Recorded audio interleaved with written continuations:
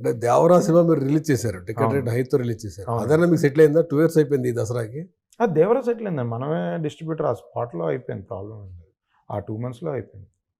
అంటే పెద్ద సినిమాల వరకే పరిగెట్టుకుని ఇస్తున్నప్పుడు చిన్న సినిమాలకు ఆ క్రేజ్ హిట్ అయిందని కూడా సెటిల్మెంట్ రారా? అంటే పెద్ద సినిమాకి చిన్న సినిమాకి డిఫరెన్స్ ఏంటంటే అండి, ఒక హీరో సినిమా 2 కోట్లకో 3 కోట్లకో 5 కోట్లకో 10 కోట్లకో కొంటాం ఒక ఏరియాకి.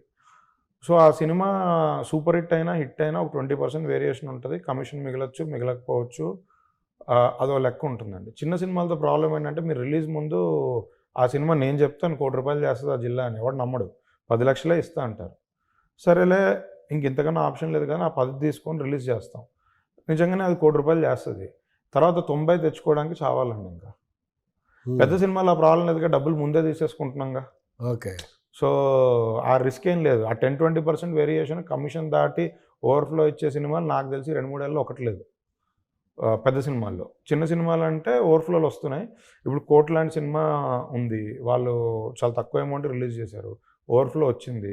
ఆ ఓవర్ఫ్లోలు తెచ్చుకోవడానికి వాళ్ళకి టైం పడుతుంది.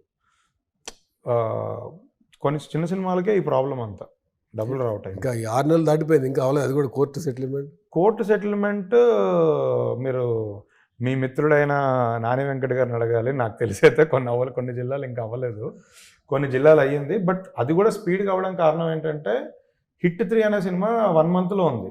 సో ఆబ్వియస్లీ ఎలా అంటే, నువ్వు ఆ డబ్బులు క్లియర్ చేస్తానే నీకు సినిమా ఇస్తా అని చెప్తారు. ఆ రీజన్ వల్ల క్లియర్ అవుతుంది. అదే హిట్ 3 ముందు వచ్చి కోర్టు తర్వాత వచ్చింది అనుకోండి, నేను రాసిస్తా ఈ రోజు వరకు అన్ని జిల్లాలు క్లియర్ అవ్వకుండా ఉంటాయి, ఎంతో కొంత డ్యూ ఉండే ఉంటాయి.